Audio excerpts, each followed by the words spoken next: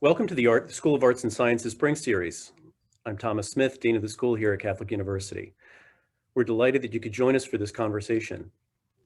We're especially grateful to our Board of Visitors, whose generosity made this series possible. I also want to thank all the people in our advancement office who gave us technical and logistical support. This is the first in what we hope to be an annual event. We want to continue to make Catholic University a place where such important conversations happen, where ideas are shared in a spirit of openness and dialogue, and through which we reach for understanding across differences. The theme of the series this year arose out of the insurrection at the Capitol on January 6th. It goes without saying these events were shocking, and we wanted to find a positive way to respond. So today we present the first of 4 panels that we will hold on this year's theme, the meeting of citizenship and democracy. I asked Dr. Matthew Green, chair of the politics department here, and Dr. Michael Kimage, chair of our history department, to put together this series in what we owe them a debt of gratitude for their excellent work. The fruit of that work is here before you. We're extremely fortunate to have 3 nationally prominent thought leaders who can help us shed light on the question before us today. What are the social causes of the events on January 6th? So I'm pleased to welcome Ross Douthat, Yuval Levin, and Thea Skocpol. Mr. Douthat is a columnist at the New York Times, a speaker in wide demand, and the author of several books, including most recently, The Decadent Society. Dr. Levin is the director of social, constitutional, and historical studies at the American Enterprise Institute. A noted author and essayist, he's written several books, including most recently, Our Fractured Republic. Dr. Skocpol is the Victor S. Thomas Professor of Government and Sociology at Harvard University. Her work ranges over a wide variety of topics, including sociology as well as comparative and American politics. Most recently, she's the author of Upending Politics, Polarizing Parties, Ideological Elites, and Citizen Activists. Our moderator today is Michael Kimage, chair of our history department here at Catholic University. And with that, I'll turn things over to Michael. Welcome. Thank you so much, Dean Smith, and let me reiterate Dean Smith's thanks to all of our participants this afternoon. We couldn't be more delighted to have you speaking before our campus community. Without further ado, then, let me simply say that we'll proceed alphabetically in terms of our speakers, and that would mean first comments from Mr. Douthat, then from Mr. Levin, and then from Professor Skocpol. So, Mr. Douthat, you have the floor. Thank you so much, Professor, and thanks to CUA for hosting this event. Thanks to my co-panelists for joining. And this is, this is obviously a topic of great moment, given the sort of extremity of the events that we saw unfold on January 6th. And, their combination of, I would say, the predictable and the unexpected, right? That, on the one hand, you had a sort of narrative about the dangers of the Trump administration. I shouldn't even say the Trump administration, the danger of President Trump's sort of personal narrative, personal arguments about voter fraud and a stolen election. You had sort of consistent arguments from his critics that these were taking the United States in a dangerous direction, which were obviously in certain respects vindicated by what happened on January 6th. At the same time, I think you will search backwards through the punditry and commentary that preceded the events of that day, and not necessarily see predictions of a man clad in what appears to be a Viking outfit, taking the rostrum of the United States Senate. There was a curious unreality that hung over the insurrection, a sort of, a kind of virtual reality element woven throughout it that was distinctive, and it sort of opened up this kind of ongoing debate that we're still having about this sort of the political significance of the day, right? The language that we use to describe it, whether we call it an attempted coup, an insurrection, a riot, a happening, it all depends sort of on what angle you look at the day's events from. Do you focus on the undeniable violence and the undeniable premeditation from some people involved in the riot in the crowd? Do you focus on the fact that in the weeks and months afterward, in spite of lots of predictions of sort of follow-on violence, that this was sort of the beginning of an insurrectionary period in American life, very little of that seems to have happened. And instead, it's almost felt as if, this was sort of an eruption of fantasy into the real world that then sort of dissolved upon contact with political reality itself. And honestly, I think it's sort of an unstable event whose significance is, it's just hard to discern. Here we are only 2 months afterward. I think, from the vantage point of 2025, maybe we'll be able to say some things more definitively about its long-term significance. But right now we see a little bit through a glass darkly. Since this conversation is about the social roots of the day, though, I want to make a couple of comments here. I think the most important sort of social factor in understanding what happened on January 6th is the role of, the interaction between a sort of broad trend towards declining trust in American institutions, sort of hostility to the establishment, established media entities, established narratives, with the unusual role of the internet in creating what you might call communities of political fantasy in a way that I think is a little bit unprecedented in human history. And I want to stress that a little bit, because I think there's a narrative about the internet that overstates how much it's changed in sort of the prevalence of conspiracy theories, the prevalence of beliefs about dark powers in high places. It's hard to assess these things with any degree of certainty. But if you look back over the course of American history, going all the way back to the Revolutionary era, and certainly focusing in on different periods of political disturbance, the know-nothing era in the middle of the 19th century, the 1960s, you can find plenty of examples of conspiracy theories being powerful, influential, having a sort of important role in American history. And I don't think we have definite evidence that the internet has increased sort of the quantum of conspiratorial belief in any definite way. I don't think you can prove that more Americans in absolute terms believe in conspiracy theories in 2020 than believed in them in the era of the X-Files and Oklahoma City that I grew up in. What the internet has done, though, that I think is somewhat novel, is created this kind of immediate participatory communal conspiracizing that is most famously now embodied in the QAnon phenomenon, where you have a conspiracy theory that's sort of instigated in some particular way. In the case of QAnon, there seemed to be a person or a group of people who sort of seeded a narrative about what was really happening in the presidency of Donald Trump.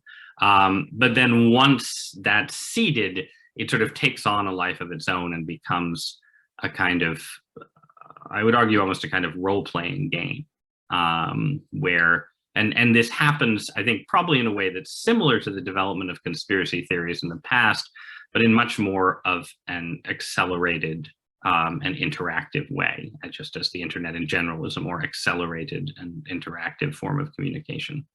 So that I think is sort of a precondition for what happened, to which I would add sort of two further accelerants, one being the pandemic itself, a completely unique in modern, not just in modern times, a completely unique social context in which you had a combination of lockdown measures that reduce sort of normal real world human interaction with the availability of a technology like the one we're using right now as an alternative form of human interaction. So you have not just sort of lockdown and separation, but then this sort of alternative entry point to community and communication that I think, at least anecdotally, seems to have taken not just the QAnon narrative, I think a lot of different narratives, and made them more immersive, more likely to draw people more deeply in, because the internet became, for a period from the beginning of the pandemic, continuing, hopefully ending around now, a kind of total reality for, to some extent, for all of us, but but certainly for a lot of people who were, I think, particularly vulnerable to false or exaggerated narratives. And if you'd asked me to analyze this trend a few months ago, I would have said that, on the evidence we have, this stuff, is likely to sort of stay in the virtual, that it's not completely clear that all of the people participating in it fully experience it as something completely real, as opposed to something that sort of is a hybrid of reality, speculation, and entertainment. But then you have the third factor, which is the conduct of President Trump himself, which basically took this kind of particularly conspiratorial narrative, the QAnon narrative, wedded it to a still conspiratorial but slightly more plausible narrative about a stolen election, and then created these moments, and particularly the moment of the actual counting of the electoral votes, where this narrative was given sort of a doorway into reality itself. And the group of people who stormed the Capitol sort of walked through that doorway. And I think if you didn't have, I think there was sort of an alchemy that the Trump narrative, but not just the narrative, but sort of the specificity of this idea that there was this moment of political action, a moment of sort of transformation available in the counting of the electoral votes and the role of Mike Pence and so on, where the conspiracy, the world of the conspiracy was supposed to sort of meet the world of the reality, and the truth of the conspiracy would be unveiled, that just sort of created an incentive to action that most of the time for these kind of online narratives doesn't exist. So that's sort of my, there's a lot of other social forces, we can talk about those further, but trying to sort of narrow it to just the development of this particular conspiratorial narrative and how it interacted. I think it's that three-step process: the internet itself, the accelerating effects of the pandemic, and the instigation of the president, that created a moment that seems pretty unique. And I think the question going forward, and we can talk about this, is how reproducible are those conditions? How likely are we to see sort of fantasy narratives and reality intersect in this particular kind of way going forward? And again, I'm not sure what the answer is, but it's the question sort of hanging over what is the legacy of this extremely unusual event. So I'll stop there. Thank you.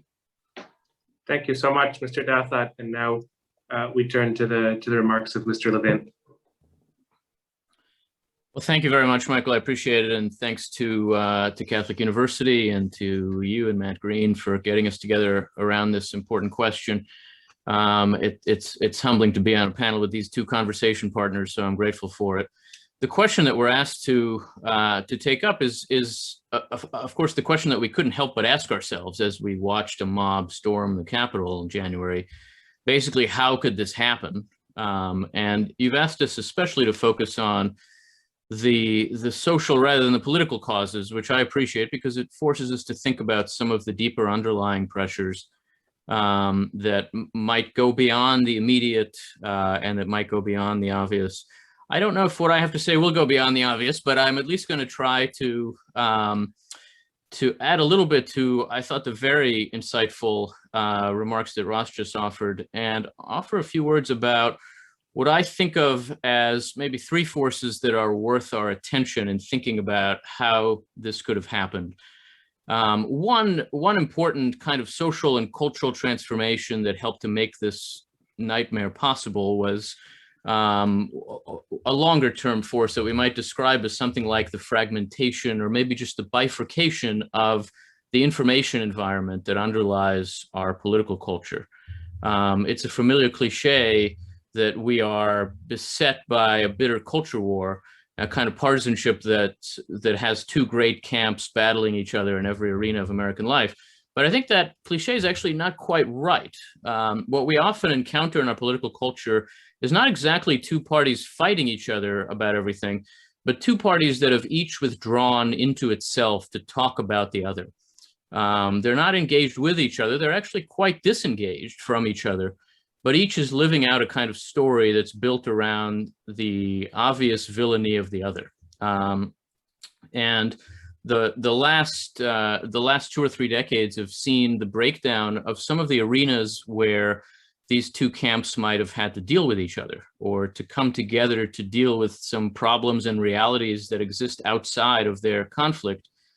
And so having lost some of these arenas, and that's in part because, I mean, one example we could point to is the way in which what used to be thought of as the mainstream media has fragmented into more explicitly partisan forms. The economic incentives for speaking to both camps or speaking to everyone, which were always basically advertiser incentives when it comes to the press, were blown up in many respects by the internet revolution. And now the economic incentives in journalism point towards speaking to an intensely engaged audience of partisans of one side or another, or else they just don't add up at all to a workable economic model. And so we find that local journalism is disappearing. We find that some mainstream outlets like the Washington Post or the New York Times or the like are much more explicitly on the cultural left than they might have been. And the right has created its own, even more intensely partisan kinds of alternatives, so that each side is able to tell its own story to itself without really having to deal very much with the other, because its audience is not particularly exposed to what the other has to say. And beyond journalism, some of the arenas where left and right might have confronted each other have been degraded in various ways. Parts of the academy now are much more hostile to views that are outside the bounds of a pretty narrow cultural left.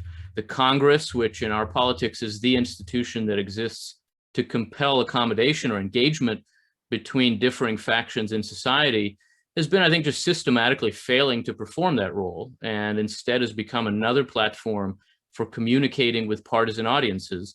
Members talk less to each other than they do to a camera that speaks to their audience of choice, and see Congress really as another way to build a bigger following on their own side. And that's part really of a broader transformation of institutional cultures in our society over the past generation and more, that's made a lot of our institutions into platforms for performance like that. And in this context, it really means that our political tribes have been able to retreat into echo chambers where they only hear themselves.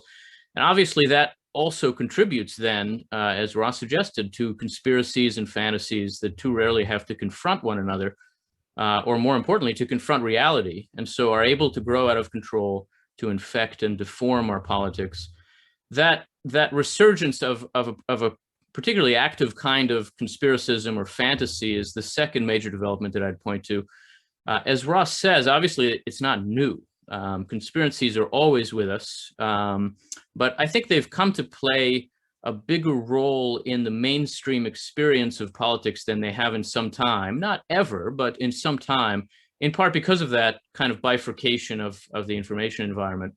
Now, up to a point, that happens on both sides of our politics. I will suggest at the end that I don't think that there's actually an equivalence or a parallel here exactly, but certainly up to a point, this happens on the left and the right.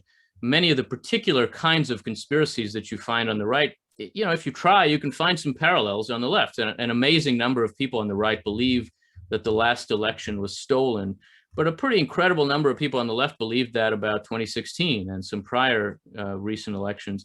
YouGov, the polling firm, found in 2017 that 2/3 of Democrats said that they believed that the Russians had actually tampered with vote tallies in the presidential election in 2016 to get Donald Trump elected. There were some prominent Democratic political figures who endorsed various kinds of election conspiracies in the Trump era in 2018 in Georgia and other things that we might be able to point to. And so there are elements of that that have certainly existed on the political left as well as on the political right. I would say I got to see a little conspiracy of this sort emerge myself in the fall of 2020.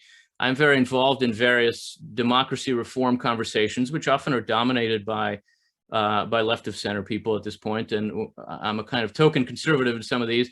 And in the fall, all of a sudden, there was an explosion of talk about the Trump administration manipulating the Postal Service to affect the election. People suddenly became experts in where blue mailboxes are placed and what kinds of machines operate and what sort of sorting facilities. And I'll tell you, I was ready to believe just about anything about the Trump administration, but there really was just no factual foundation for any of this. And it emerged as a kind of fascinating conspiracy all of a sudden, bloomed out. The House had hearings. And then it went away. And it turns out in retrospect that there really was nothing behind it. And yet I would certainly not argue that the effect of these forces is quite equivalent on the left to what it is on the right, or that January 6th could just as easily have come from the left as from the right. And one important reason for that is that this is really the third and final point that I'd make. It has to do with the disaffection and alienation of the American right in the course of this century so far. A lot could be said about it, but to be brief, I'll just say that over the past several decades now, the left and right have kind of switched places when it comes to who is the insider and who is the outsider in our political culture. The left, as it's increasingly come to represent the American elite, has come to understand itself as the proper owner and inhabitant of our institutions. And so as the insiders, maybe we would say the establishment, though nobody wants to call themselves the establishment in American politics. The right, meanwhile, because of changes in its electoral coalition, but also because of various demographic changes, and we can't ignore demography and race and immigration in these questions, has increasingly come to represent people who feel like they are outsiders, oppressed by the establishment. And so in our political culture, the outsiders tend to understand themselves as the people, as the masses, so that the right has increasingly come to be dominated by its more populist elements over this period. One way to say that is maybe actually by looking at the sorts of conspiracies that you would find on the left and the right. Conspiracies, as we say, are everywhere in our society, but there are some significant differences. I would say the kind of conspiracy that the inside party might believe might go something like, the Russians hacked our voting machines to manipulate our election, right? That's the kind of thing you might have heard from the right in the second half of the 20th century, but that you now are much more likely to hear from the left. The kind of conspiracy that the outside party might believe could go something like, the elites who control the government and the elites who control the big corporations are colluding with each other to silence the people and to control the country against the will of the majority. That's the sort of thing you would have heard on the left in the second half of the 20th century, but that now you'd be much more likely to hear on the right. That change has a lot to do with the broader political culture of the right, and I think it makes the right just simply more dangerous as a source of conspiracism and fantasy, and makes the echo chambers of the right at this point more corrosive, more deforming. There's also something distinctly troubling about an anti-institutional right, since one of the important functions of the right in a free society is to defend the institutions and their integrity. So I'm a conservative, but I do think that on this front, the right has more to worry about than the left and more work to do. And it was not a coincidence that the particular crash of fantasy into reality in the form of a violent attack on the Capitol that we saw in January did come from the right. So that's a big, broad picture, but these are three elements that come to mind in thinking about the underlying social causes of January 6th. And of course, there's a political cause there too, and having in office a president who basically embodied all three of these forces in his person and his very life experience and his mode of being president. And so rather than offering a countervailing influence, just magnified and intensified these deformations, made a crucial difference too. I'll end there, I guess. Thank you so much, Mr. Levin. And we turn now to Professor Skocpol's comments. As a citizen, I'm a New Deal liberal, but I'm going to try to make the remarks today in my capacity as a social scientist, where I try to be fairly ruthless in looking at things that are happening on both sides. There's no question that a propensity for mass belief in fantasies has run through American politics and democracy through our entire history. Some of the other ingredients in this era, such as a fierce reaction whenever there are organized breakthroughs toward Black political citizenship and power, and at the end of every period of rapid immigration. All of those things have happened again and again through American history, and they've come together in this era, which I see as stretching from leading into Barack Obama's presidency and the explosion of a Tea Party movement grounded in 2,500 voluntarily created face-to-face groups, not simply in the internet, that happened in that presidency. And then, of course, swinging to the other side with the election of Donald Trump in a Republican Party that had become increasingly committed to free market extremism that is not popular even with its own voters at the level of its elected elites. That, in turn, has created reactions of citizen organizing and mass movements, and last summer, the movements in the streets on the left. So we're in a period of polarization. That polarization is grounded in the separating out of where people live and vote in both sides, an increasing separation between metropolitan areas, the inner suburbs, college and university towns, and some other areas from small town, medium city, more heartland type places. So people are surrounded by others who vote and think like them, and find it very hard to imagine that the other side has as many supporters as they know they're surrounded by. So let me just say that that's the social backdrop I would bring to all of this. But if we're talking about January 6th, I don't think there was anything fantasy about it. I don't think that the QAnon shaman who got the most media coverage early on is the epitome of that event. It's really the interspersing in the crowd of Trump loyalists and enthusiasts who swarmed down from his talk to the Capitol with actual coercive subgroups, not closely knit together perhaps, but willing to take very violent steps in an effort to delay the certification of the election. A president who was communicating with them before, during the event, and a substantial proportion of the elected Republican Party in Congress, in state legislatures, in the ranks of elites, who had been for months before and have continued to after question the legitimacy of the election, and in varying degrees coddle threats of force and the use of force to try to change the way our elections operate in this election and going forward. I think the threat is profoundly ongoing, because what happened in the Capitol, even though it naturally rivets our attention, it was spectacular. It had theatric elements. It's easy for the FBI and the Justice Department to prosecute because everybody in America takes a picture of themselves doing whatever they do now. We're in the age of narcissism, and that's not all Trump. But the real underlying threat didn't just happen on January 6th. It happened in the Michigan Capitol. It's happened in Arizona. It's happened in Georgia.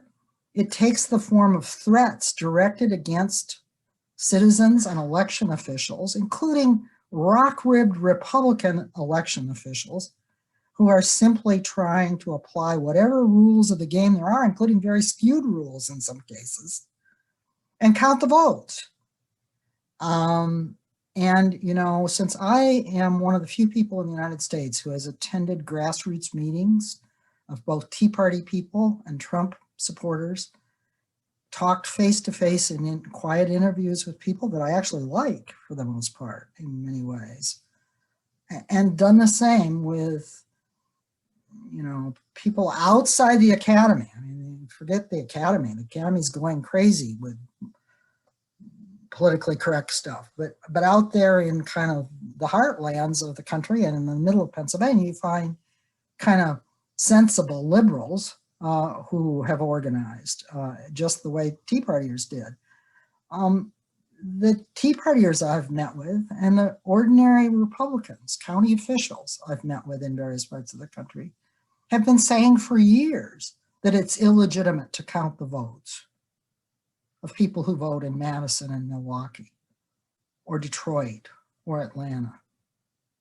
That something corrupt is happening there, something rigged. There's not a lot of empirical evidence for that anymore, and there was practically none in this election.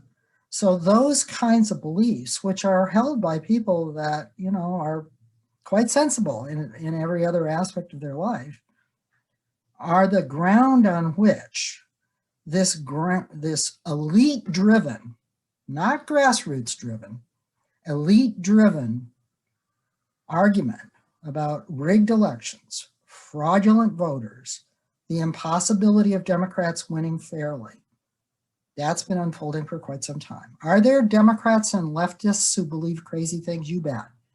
But there are not very many elected officials or many elected election supervisors from those backgrounds who are willing to cater to those things. So what has happened in the last year or so, and I've studied the right, both the popular right and the elite right, and in a respectful way, I'm not disrespectful of conservative people, and personally, I share some of the culturally conservative views that have been traditionally associated with conservatives. But what has happened in the last period under Donald Trump is a frightening crossing of the line between manipulating the rules of elections in the United States, which are electoral college based, give a lot of advantage to constituencies that are spread out geographically, that can organize in things like gun clubs and churches. There are a lot of advantages. And you can argue that it's maybe upsetting to liberals to see those rules manipulated to the hilt, but there's a difference between staying within the rules of the game and playing it for every advantage you can get and turning to violence and threats of violence directed against the electoral process. And I believe that line has been crossed by about half to 2/3 of the Republican elected elite in this country. And that's what made January 6th possible. That's what means it's not a fantasy that's going to go away. And as for the internet, the Zoom people are us. Most of the rest of the country doesn't live simply on the internet. We're the ones who live on the internet. So I actually think the pandemic has interacted with this, but I think the seeds of this have been underway for quite some time, and the crossing over of a significant number of elected officials and Republican Party officials to countenancing, accepting violence and threats of violence has happened during the Trump era, and it is devastatingly frightening threat to American institutions going forward. So that's my piece. Thank you so much, Professor Scotchpole. Thanks to all three participants.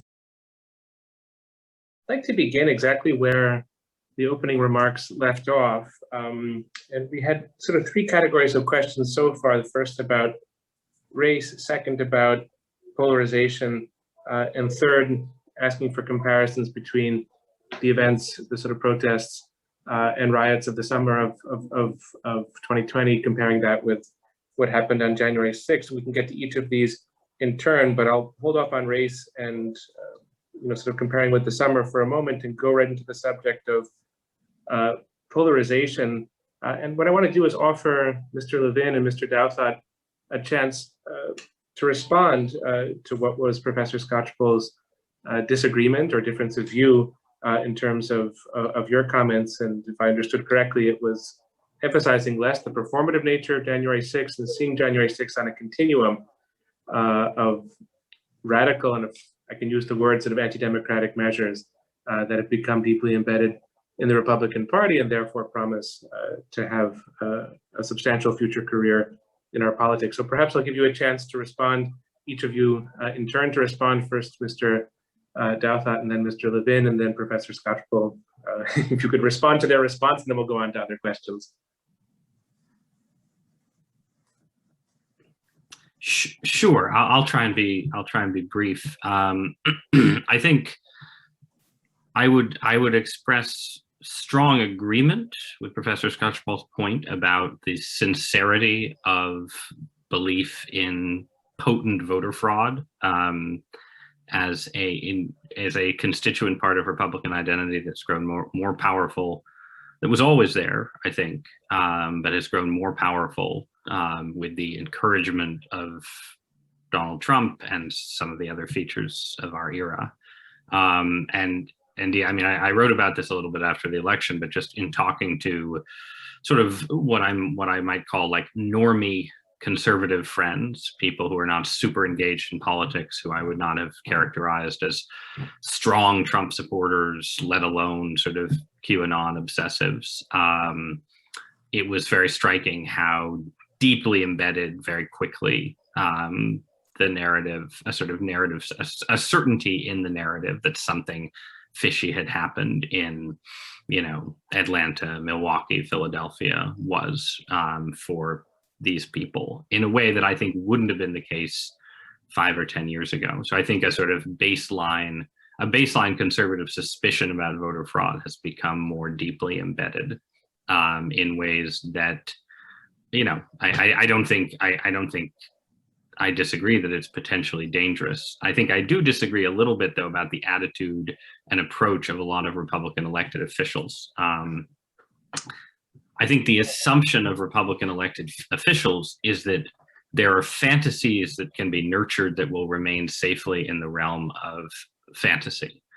And this is why you saw a stark and persistent division between Republican politicians who had actual responsibilities and capacities in the administration of the vote and Republican politicians who did not. So the further Republican politicians were removed from the actual work of election administration, the more likely they were to sort of egg on the wilder narratives promoted by the President of the United States. The closer Republican politicians were to actual election administration, and this includes Republican politicians in red states, purple states, states like Arizona that are very traditionally Republican and do not manifest a sort of mild and temperate form of conservatism, the more likely they were to essentially say, no, the elections were above board and we're going to certify them. And, you had a few case studies like the certification issues in Michigan where this became an issue, but in fact, you had, no Republican legislatures made actual moves to do what Donald Trump wanted them to do. No Republican elected official at the level represented by Secretary of State Raffensperger in Georgia, for instance, really went along with any of the president's demands. And, Republicans in the judiciary similarly basically sort of resisted or dismissed all of the president's legal maneuvers. So I think there was a gap, an important gap between sort of how Republicans exercised political responsibility and how they exercised political rhetoric. And I think most of the leading Republicans who engaged in the most irresponsible rhetoric imagined themselves to be indulging a fantasy, which, does not make the way the fantasy cashed out any less dangerous and disturbing, but is sort of important for thinking about the consequences going forward. Like what Josh Hawley and Ted Cruz did not actually imagine that they were encouraging a coup against the United States Congress. They imagined that they had the freedom to indulge a fantasy that would further their political ambitions down the road without any of the consequences that we witnessed. And so I think this then raises the question going forward of, well, what happens now? Does the Republican Party, does that line break down, right? We already know that it has. Well, has it? I mean, yes. So this is... Look at what they're doing in all the key states. I completely agree with what you say. In this period, the distinction between talkers in legislators and administrators, including governors, is clear. But since January 6th, we've seen a flood of efforts to change the rules and change the people in ways that'll make it much more likely that next time things won't work the same way, including removing the Republican in Michigan who stood out against this in the state certification process, in a state won by 150,000 votes by the Democrats, including changing the way elections are to be administered in state after state going forward to put the legislators more in charge. You're seeing a lot of people taking this myth to the next step after what happened on January 6th. I guess I'd only say, I think the personnel changes are fundamentally more important than the policy shifts. And I think we don't yet fully know how this plays out, basically, over. And I think a lot of it depends on the unknown factor of how Donald Trump reemerges and what kind of influence he has over Republican primaries and then potential general election victories. I think the changes being pushed, the procedural changes around voting rules, are changes that Democrats have good reasons to oppose, and they are offered in many cases in a mix of bad faith and sort of conspiracy-based theories. They are also, though, changes that are, in many cases, sort of removing particular COVID-era changes that, as far as I can tell, did not actually have dramatic effects on turnout. And in general, I think it's notable that, in study after study, you see very minimal effects from the alleged protections against voter fraud that Republicans are putting up on actual turnout, which is why voter turnout in the United States of America, in a period where voter ID laws and so on are passed, keeps on going up. So I'm just not sure it seems to me there's still a theatrical element in the policy where there are Republicans who are convinced that these measures will, benefit Republicans politically and, suppress or reduce Democratic turnout. And there are Republicans who really believe in voter fraud and think it will limit it. But there's also, I think, a strong element of, we'll pass these things. They don't actually affect things one way or another. They'll convince our voters that we've done something about this. And this sort of negotiation of fantasy will continue. But again, I think a lot depends on who is actually running the Republican Party in 2 to 4 years. Thank you so much. Mr. Levin? Well, in a sense, I find myself in agreement with both of them, and I think they agree with each other as they sort of came to the end of that exchange. I would say a few things. I think it is really striking the degree to which Republican office holders and Republican elites in general do believe a number of things that aren't true about turnout and elections, and have for a long time. It is just an absolute assumption to the point of cliche among Republican politicians that high turnout elections are bad for Republicans. And that's just not true. And the social science evidence on this is not ambiguous. It's gathered really nicely in a book called The Turnout Myth that I'm sitting here trying to remember the names of the authors, but they're two political scientists at the University of Texas. And it has not been true for more than a generation that high turnout elections preference Democrats over Republicans, but it is believed by just about 100% of Republican politicians. And from there is also a further sense that the Democrats win elections win statewide by employing fraud in big cities, which also there's just not evidence to support that. It's not the case, and I don't think that really started with Donald Trump. That view. No, that's what I said. I worked for the Bush campaign in 2004, and you constantly ran into that view in talking to officials at the local level. The people who actually ran the campaign gave no resources or attention to this question of fraud in Cleveland or in Miami, because there just was never any evidence that it happened, and there still isn't. But it's a very widely held view, I would say, among politically engaged Republicans, including some politicians. And I do think it colors the way they tend to think about election administration. And I agree, though, with Ross that a lot of these changes that Republicans try to make and the kinds of things you see now emerging at the level of state legislatures don't actually make much of a practical difference on election day. And the sorts of changes, by the way, that the Democrats want to make through H.R. 1 and that kind of thing, there's not much evidence that that changes outcomes very much either. I think that the debate they're having about those changes is a greater danger for our democracy than either of the problems they're trying to fix or the solutions they propose to enact. That is, both parties now are in the position of telling their voters that our election system can't be trusted, when in fact, if you step back from our elections in this century, and especially this very difficult election of 2020, which was had under extremely unusual circumstances, election administration in the United States is in excellent shape. It is easier to vote now than it's probably ever been, which I think is a very good thing. Turnout's very high, including black turnout is at record highs. And by the way, black and white turnout are not distinguishable from each other anymore in the way they used to be. They rise and fall together, and they're very similar. And at the same time, we have very, very little fraud in our elections, despite the incredible diversity of forms of election administration and various challenges that they face in different places.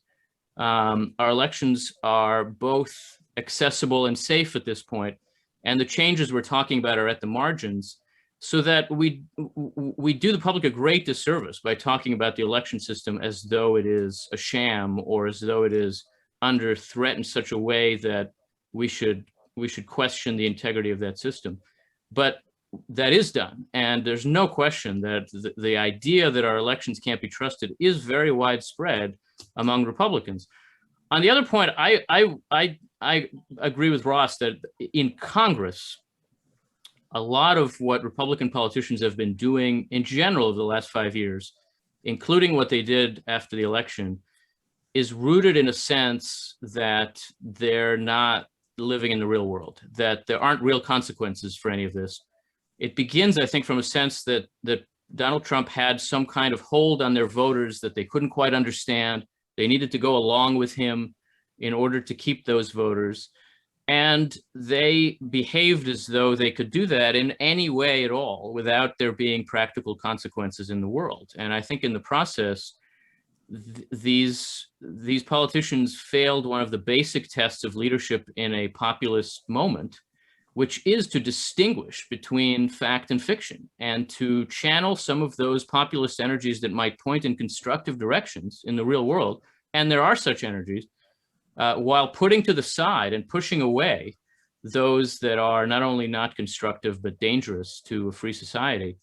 And I think what we saw after the election was a form of what we'd been seeing before the election, and that it is for those elites, for those politicians, rooted in some sense of unreality, which you might have hoped would have been cured in part by January 6th, but I'm not sure that we can see that at this point.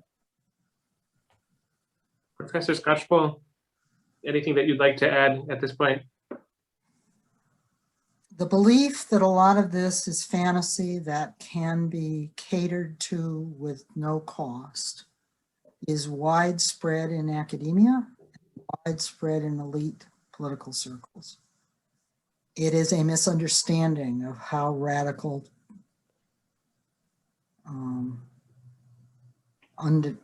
authoritarian changes happen in history. Fantasy plays a very big role, especially when fantasy is embraced as a tool of ambition by powerful elites. I think election administration is where we should look more than some of the changes in rules about voting methodologies. Rules about voting timing are profoundly consequential, and I actually believe the research is a little more complicated on whether it has an impact and who it has an impact on. And we have to remember that elections are about who votes where, not just about how many, and certainly not just about how many at the national level. Ironically, it wasn't urban blacks who actually swung this election. It was white and people of color living in the middle-class suburbs who swung this election.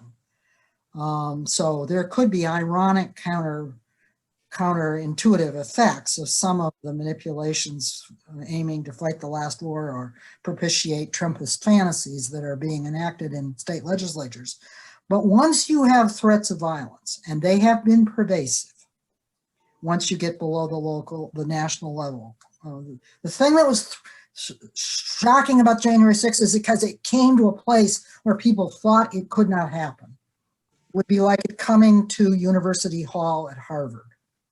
That did happen, by the way, in 1969, and the deans never got over the emotional shock of that. But this has been happening in key counties and in key state capitals, and the threat of violence may change who is willing to volunteer to administer our incredibly complex election system. That's what I'm worried about. I have my eye on the subnational level and on the possible effect of threats of violence. I'm just not sure. It could go either way, but it's a line that is, the line from manipulation to violence and threats of violence is a very frightening line to cross in a democracy. On both sides, by the way. I mean, as you can imagine, I'm no fan of violence on either side at all. Well, that's in fact the perfect segue to our next round of questions. And I'll bundle 3 questions into one big one and just, sort of pose it as a comment and then ask each of you to respond, and we'll change the order. We'll start with Professor Scotchpole and go to Mr. Douthat and then to Mr. Levin. So the questions about race raise sort of 3 issues. One is the appearance of Confederate flags on January 6th and use of racial epithets and sort of expressions of racism in the event itself. And, there's a question about that, obviously social causes and sort of underlying patterns. Secondly, it has been asked about the response to January 6th, and I presume here it's also the sort of lead up, how the FBI and the US government prepared for the event, and whether there was either a blind eye turn to white supremacist insurrectionism or something of that sort in the planning for the event and then in the immediate response. And this leads, I think, almost inevitably to the third question about the summer of 2020 and incidents of violence also against various government institutions. And a number of questioners wanted you to compare and contrast and sort of figure out what the relevant differences or parallels are between January 6th and what happened in the summer. So it's a lot of themes, and please just select the ones that you feel are most salient to your work. Professor Scotchpole, please. I do study in part social movements, and although I started as a sociologist, I'm more of a political scientist, so I tend to look at the ongoing organized activity more than the street demonstration side of things. But I do track the research on the size and location of street demonstrations. And what was amazing about the outpouring in the summer of 2020 was that it was much younger people than had been true in both the Tea Party and the anti-Trump resistance street demonstrations before that, and it very multiracial and very widespread across the U.S. Community geography. There were definitely 2 kinds of violence that happened toward the end of days in which large numbers of people were in the streets peacefully. There were looting episodes that have a visibly disturbing effect and lead to the closure of businesses.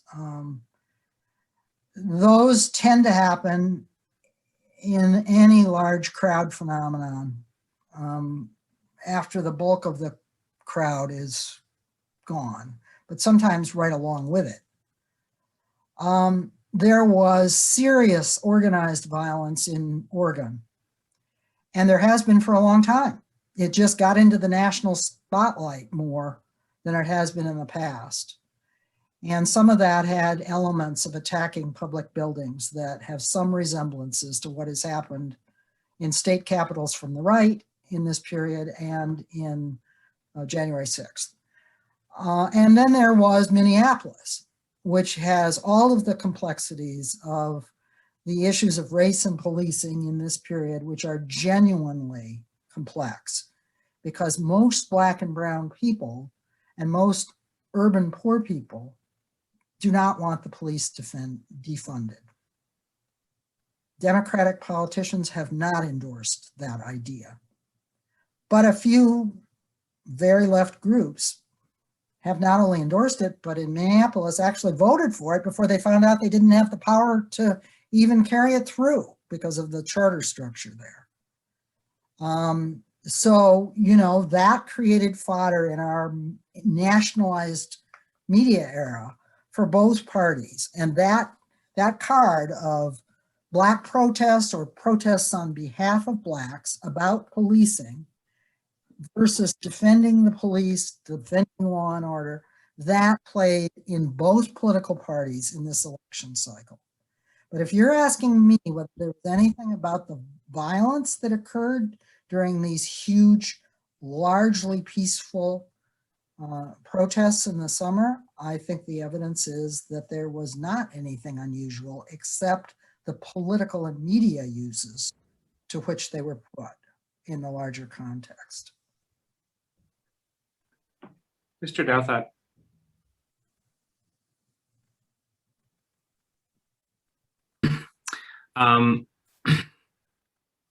I agree with, I think, a lot of that analysis. I guess I'm trying to think what to add. I mean, I think one distinction that's worth emphasizing that made January 6th so distinctive is that it was protest riot violence intersecting with political procedure, right? So there were clearly similarities between what happened at the Capitol and what went on around, say, the federal courthouse in Portland, and, you know, similarities between some of Antifa's tactics and objectives and some of what you got from sort of the more organized elements in the January 6th crowd. But at no point in the summertime was there this kind of sort of, you know, we have a theory of how we're, you know, engaging in direct action to change an actual electoral outcome that we think is corrupt, right? So that I think that plus, you know, the distinctive symbolism of the U.S. Capitol, I think makes January 6th sort of unique and hard to compare directly to any of the particular moments over the summer. I do think, though, that the general patterns of the unrest that followed George Floyd's death do contribute to sort of shifts in sort of the mental conceptions of people on the right, especially along the lines Yuval was talking about earlier, this sense that sort of the right's conspiracy theories are now increasingly anti-establishment and based on an assumption that sort of there is sort of deep corruption and sort of anti-American machinations within the establishment.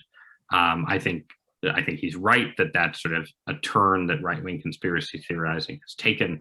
And I think sort of the events of the summer tended to sort of confirm and ratify that tendency that a lot of people on the right, again, sort of not hyper intense news consumers, but more casual observers of politics, were sort of mystified, I think, by the way American elites sort of moved from declaring a public health emergency, sort of encouraging the lockdown of the country, to seeming to encourage exactly the kind of mass protests that they had officially been opposing, and sort of, you know, having in this climate of public health emergency, suddenly having this sort of seeming ideological revolution taking place with, you know, turnover and turmoil within elite institutions, with sort of conflicts around not just Confederate statues, but sort of, you know, broader symbols of American national identity, or certainly what conservatives take to be symbols of American national identity. So I think a certain amount, not all, but a certain amount of sort of the sense on the right that there was a kind of left-wing establishment coup against democracy, as conservatives understood it, was accelerated by the conservative reading of not just the protests themselves, but a lot of the sort of ideological stuff happening around it. I think that was one connection between the summer and January 6th. Mr. Levin. Well, I think if there's anything left to add, maybe it's about the element of the question about the response, the policing response to January 6th. I do think there's a very important difference between what seemed to be the underlying intention of January 6th and a lot of the protests over the summer. As Ross suggests, really, that the idea was not just to express opposition to something, but actually to stop the process of governance from happening. And that was made very explicit, that the goal was to prevent the certification of the election. I think in that sense, the two are just distinctly different. The argument that the response of the Capitol Police was muted because they didn't expect, I guess, white protesters to get violent. I don't think that's quite fair to the Capitol Police. Now, there was a failure of policing here. Surely there was. The Capitol Police is well equipped to prevent a group of several thousand people from entering the Capitol building. The Capitol Police is a massive police force, given the area that it's charged with protecting. Some of their response was related to what happened over the summer, in the sense that both the Washington, D.C. police force and the Capitol Police came to the view that they needed to be hands-off with regard to protesters in the course of the summer. And so at first were hands-off regarding this protest too. But I think there was, in some ways, a more basic failure of policing here, that it doesn't seem to have been about expectations rooted in race, but that one way or another has to be understood and come to terms with.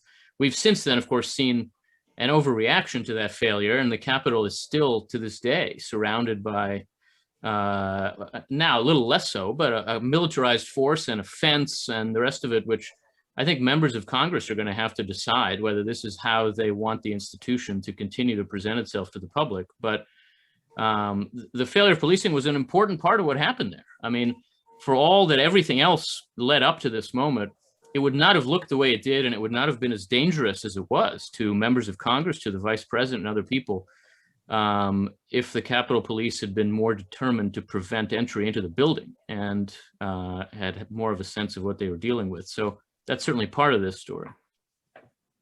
Okay, thanks. Yeah, I don't actually think the Capitol Police are the issue. I think it's the failure to have multiple layers of force easily available, and to have a fence around the Capitol in advance. And we could probably, I think there's a lot more we need to know about various decisions and non-decisions that went into. I'm very loath to blame the Capitol Police, who took the brunt of this in a pretty terrible way, and protected people from probably acts of violence. I believe there would have been acts of violence. Yeah, no, I think that's true. But against key members of Congress if they had been caught, and they could have easily been caught. Yeah, I would only say I think that as a police force, they are capable of protecting the Capitol, but that requires a set of decisions and information, and, as you say, cooperation with other police forces. I worked for the Speaker of the House during the World Bank protests in Washington back in the late 90s. And at that time, the Capitol Police would have been ready for an attack on the Capitol because they thought it was coming. And what they're capable of doing when they're ready is enormously impressive. But in this case, for whatever reason, and we need to know what the reasons were, I don't know what they were, the cooperation with DC and with the military was not there. The preparation was not there. And you're right, we don't know exactly what caused that, so I wouldn't want to simply pin blame one place. Well, I want to throw one hypothesis into the mix, but I don't want to offend my fellow panelists here. But the belief that this is all fantasy, that people aren't going to carry through on, it makes it hard to get ready. And I do think that I don't know, it's directly connected to race. But the belief that, when there are kind of angry Black people out there, that they're about to commit violence against you, whereas if they're protesters who look different, you think they're going to stop. And you can even see that in the media clips that are now coming out, the ones that came out yesterday showing the line that the police Officer Sicknick and others were maintaining. They were obviously assuming nobody would go over those bike racks. I don't blame them for assuming that. Shocking transition from protest to attack. But maybe it's easier to think that that kind of transition is going to occur with some kinds of groups than with others. That would be the level at which I would bring some of these kinds of assumptions into it. This will I mean, have to I be would just, Oh, sorry. I would just say quickly that I both think that that's possible, and it wouldn't be surprising if there was a somewhat racialized conception of threat. But it is also the case that over the course of, the year before the Capitol protests, there had been a lot of sort of, basically between Charlottesville and the Capitol protests, there were a lot of warnings about right-wing violence that tended to fizzle, and the dominant form of protest turning violent over the course of 2020 was, more left-wing, not necessarily BLM, but Antifa protest. And so I think there is that sort of, as distinctive as this was, if you just looked at like the arc of violent protests in the year 2020, you would be more probably concerned about left-wing protests than right-wing protests. Especially if you were watching Fox News all the time. That's probably true. Yeah. But We'll have to be very rapid fire in our conclusion because we don't want to go over time. So I'll ask Professor Scotchpole to speak first, and then Mr. Douthot, and then Mr. Levin in turn. Let's finish up by focusing on what undergraduates can do. There have been a lot of questions about what the proper policy solution is and where we should go from here, and we'll have to save that conversation for another time. After all, we've been speaking about causes this afternoon, but what would you, if you had to point undergraduates to one thing to study, if they wanted to act on that impulse to sort of make things better or improve, what would it be? Social media, the history of the Republican Party, the sort of social science on polarization. What would be the right thing to study for those who are, sort of aspiring to kind of move beyond this perilous moment? Professor Scotchpole, if you could start, and then, about a minute for each, if you don't mind going such a brief time. This is very pertinent for me because my favorite kind of teaching now is undergraduate teaching, and that's what I mainly do. And the book that my colleagues and I published at the beginning of 2020 called Upending American Politics is a coherent book. But instead of authoring it myself, I've included a lot of my graduate student, young faculty, and undergraduate colleagues in it because a number of the chapters are based on people, undergraduates, writing senior theses about their home states or parts of their home states, in which they actually try to look at the big picture and talk to actual people who are involved in politics. I think we have way too much grand abstraction now, both in punditry and in university teaching. Arguments about whether all of American oppression is about race or not about race. That's a ridiculous argument, excuse me for saying so. And if you get down to the level of actual sets of people in organizations, networks, living their daily lives, doing their work, and try to understand where they're coming from politically, you can get much of a better sense of what's going on than you're going to get from the most abstract media coverage or academic treatises. And you can also get a better idea of the kinds of complex but energetic reforms that are needed in an area like policing, for example, to make things better. And if I have one worry about young students now, it's that they're being told there are instant solutions based on moral absolutes. And history teaches us completely the opposite lesson. Mr. Douthot, a soundbite on what undergraduates can do intellectually to help us all along. Oh, sorry, the muting. Sorry, I agree completely with what the professor just said. And I guess I'd only add, something that we've sort of gestured at, but maybe didn't talk about that much, which is that I think, whether we talk about it in terms of sort of fantasy and versus reality, or just sort of a transition from activism to violence, I do think that there is a difference between the kind of people who organize as Tea Party activists and the kind of people who end up showing up for something like the storming of the Capitol. And I think there's sort of a kind of, maybe fractal is like the right word, of social breakdown that tends to take place, that takes you from one to the other, from passionate, sometimes strident, sometimes extreme and paranoid activism to actual violence. And I think if you look at sort of, you know, the life arc of someone like Ashley Babbitt, the unfortunate woman who ended up being shot at the Capitol, you see some version of that kind of, a kind of further breakdown that of sort of social support systems that is, I think, something that's a growing problem in America, that's sort of a function of a larger social crisis that is, you know, again, not specific to the internet alone. It's connected in some ways to it. But I think that the interaction between social crisis and sort of personal breakdowns that take you from being merely an activist of right or left to a potential sort of instigator of violence, I think is an important place for sort of people to look, and not only, you know, not only in academic study or even the kind of more fine-grained study, but also just in your own lives and friendships and social circles, because, you know, we are actually connected. Like, the forms of this breakdown, I think, exist among upper middle class college students as well as, you know, middle class Trump supporters. They end up having different manifestations, but there is a sort of continuity there. Mr. Levin.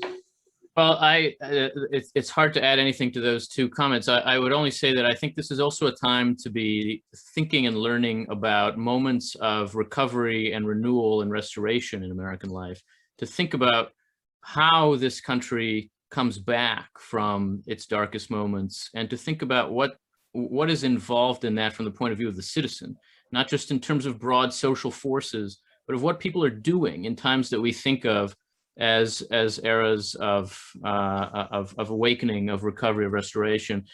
You know, this is a period in our country's life that's been really dominated by demolition crews, by people who want to drain swamps and tear down this and burn down that. And we need to think about how to be builders in a time like this. What needs to be constructed that we could be part of, that could help to bridge these divides, or to address these unmet needs, or to help people find ways to be better embedded in a social whole, understand themselves not simply as alienated outsiders, but as part of something that means something to them.